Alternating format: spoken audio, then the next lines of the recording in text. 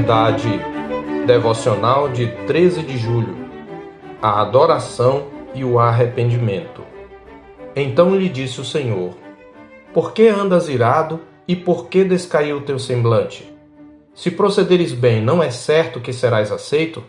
Se todavia procederes mal, eis que o pecado jaz à porta. O seu desejo será contra ti, mas a ti cumpre dominá-lo. Gênesis 4, versos 6 e 7. Já temos meditado sobre a vida de Caim e sobre como seu culto tragicamente o afastou do Senhor. Vimos até aqui que a razão básica para sua rejeição por parte do Senhor foi sua incredulidade. Abel, pela fé, ofereceu mais excelente sacrifício do que Caim, pelo que obteve bom testemunho da Escritura de haver agradado a Deus, como nos lembra o autor de Hebreus capítulo 11, verso 4. Vimos em seguida que a incredulidade se expressou numa adoração negligente, na qual Caim, um agricultor, ofereceu um fruto qualquer da sua plantação ao Senhor e não as primícias. Ao não dar o melhor, Caim estava se deixando dominar pela avareza que é a idolatria. Faltava-lhe fé para crer que Deus é aquele que dá semente a quem semeia e pão para alimento.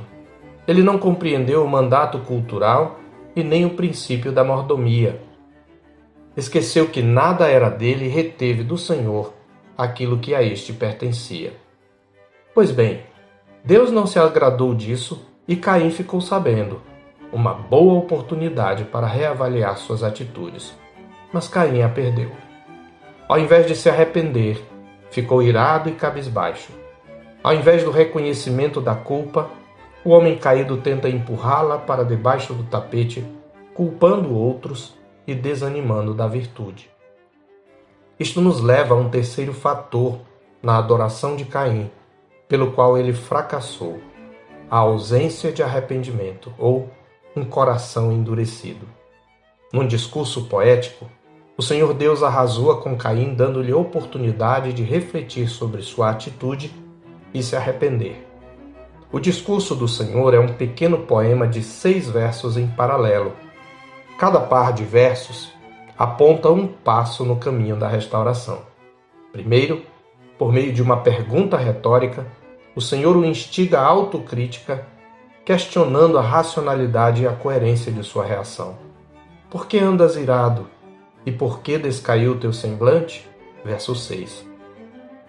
A pergunta é uma forma de dizer que Caim não tinha nenhuma razão para tal irritação e desânimo, mas deveria reconhecer a negligência. O segundo par de versos, em contraste entre si, traz outra pergunta retórica que o informa dos benefícios do arrependimento por um lado e por outro o adverte quanto ao perigo do endurecimento do pecado. Se procederes bem, não é certo que serás aceito? Se todavia procederes mal, eis que o pecado jaz à porta. Verso 7. A frase descreve uma fera dormindo agachada do lado de fora da porta. Se a porta for aberta e a fera despertar, ela a atacará. Esta é a primeira descrição da dura realidade e da força do pecado. Uma fera adormecida pronta a devorar. No último par de versos, ainda no versículo 7, Deus conclui com uma advertência, conscientizando Caim da natureza interior e do caráter autodestrutivo do pecado. O seu desejo será contra ti, bem como da responsabilidade pessoal, mas a ti cumpre dominá-lo. Todo o discurso do Senhor a Caim é uma chamada ao arrependimento, que envolve exatamente a consideração da promessa que acompanha a conversão, a compreensão da natureza e dura realidade do pecado e a consciência da responsabilidade pessoal. Sem arrependimento, o adorador não pode ser aceito diante de Deus. Caim ignorou o que Davi reconheceu quando de sua queda em adultério. Sacrifícios agradáveis a Deus são o espírito quebrantado. Coração compungido e contrito, não o desprezarás, ó Deus. Salmo 51, 17.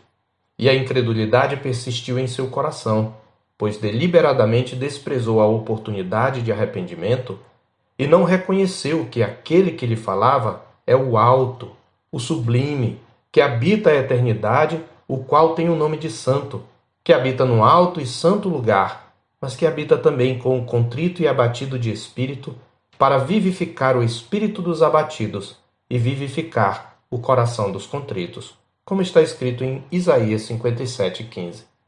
Aqueles que são de Cristo Jesus sabem que por meio de seu sacrifício, com uma única oferta, Cristo aperfeiçoou para sempre aqueles que nele foram santificados, como está escrito em Hebreus 10:14.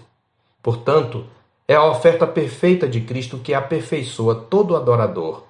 Eles sabem igualmente que o mesmo Cristo, por sua morte, abriu um novo e vivo caminho para o Santo dos Santos, que é a própria presença de Deus, como está escrito em Hebreus 10, versos 19 e 20. Eles estão convictos de que podem se achegar a Deus para adorá-lo, porque tem um grande sumo sacerdote sobre a casa de Deus, por meio de quem são convidados a se aproximar do trono da graça, como está escrito em Hebreus 10, 21. Mas eles sabem também que tais promessas não os autorizam a uma adoração negligente e destituída de temor e quebrantamento.